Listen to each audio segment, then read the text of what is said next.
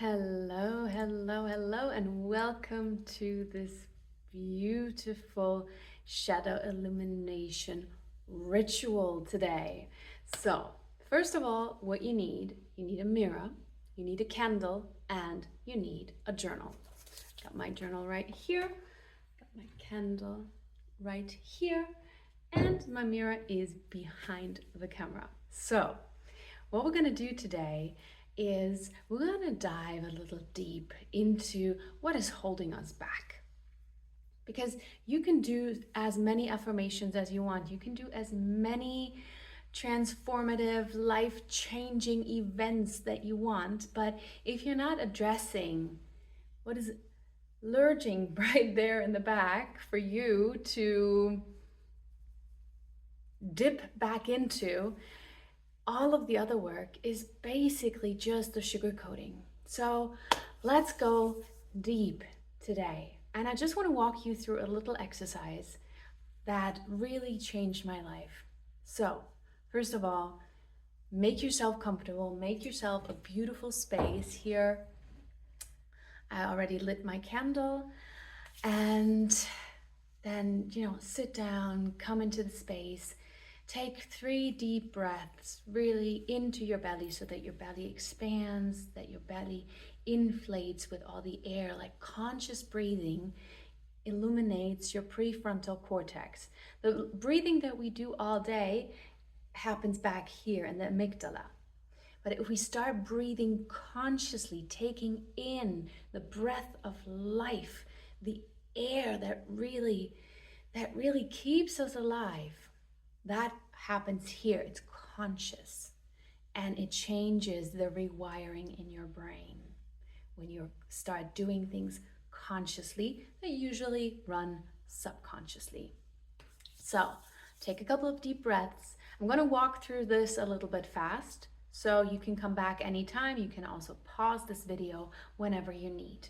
So take 3 deep breaths, close your eyes, and then say out loud, like, I invite clarity. I welcome shadows as guides to wholeness. Because that's what our shadows are. They show us where we have not transformed completely yet. They are a sign. There's nothing bad that we need to get rid of. It is something that we want to embrace, that teaches us something.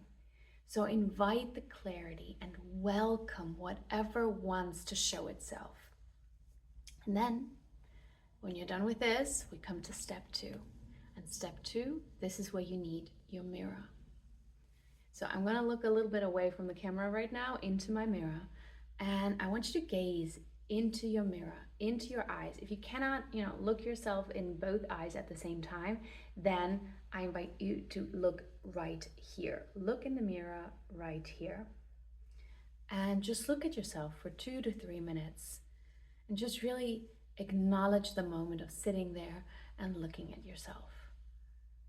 And feel.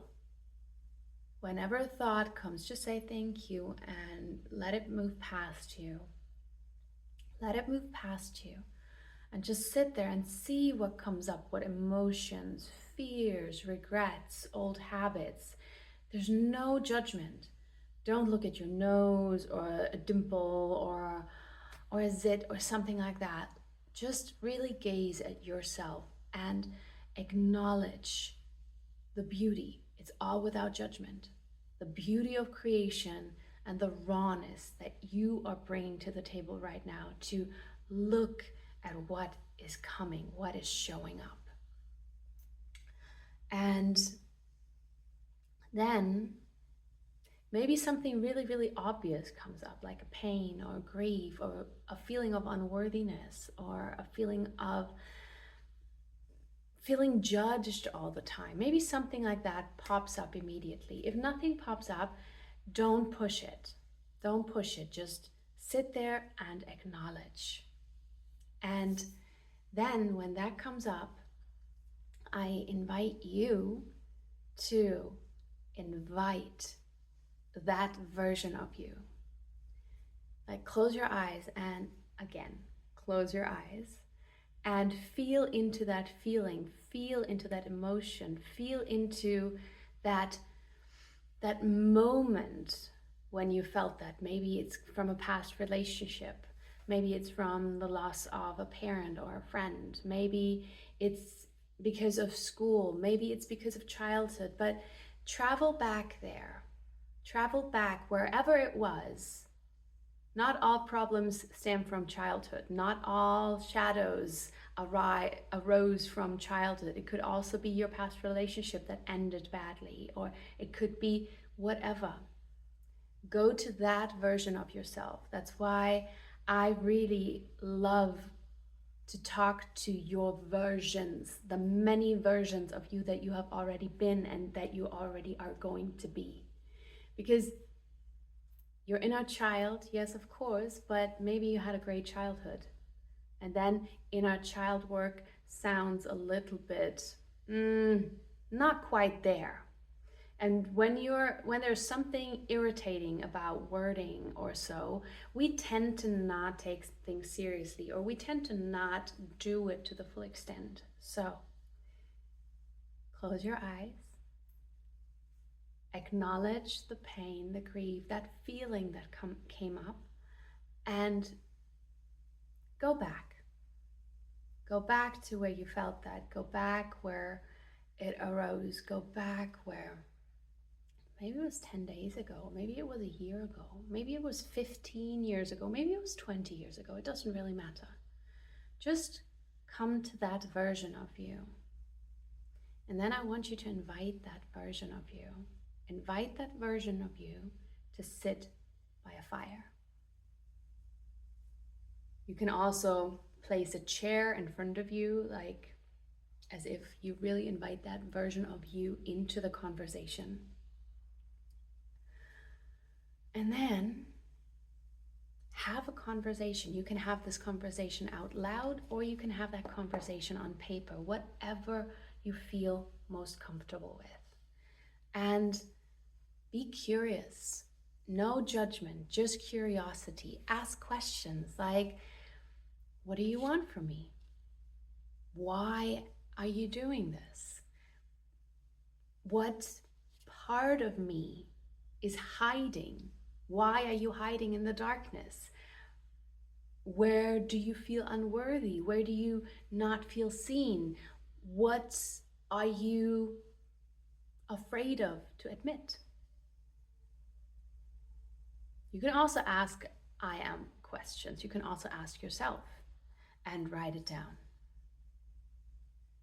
And when all of this comes up,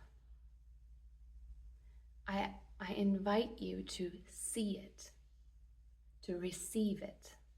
No judgment. And we want to integrate it. And here maybe this is a little bit woo-woo for some. For some, it's metaphysical or whatever. Well, we're inviting our former self, so this is already a little bit metaphysical. But what I ask you to do now is to get a fireproof bowl. Maybe you already have something. And all the fears that came up, all the unworthiness, all of that where you poured your heart out. If you did it verbally, then just write down some corner points, and then I invite you to burn it.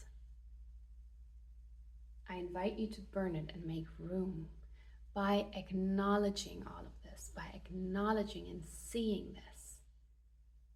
And I invite you after that, because we never just want to get rid of something.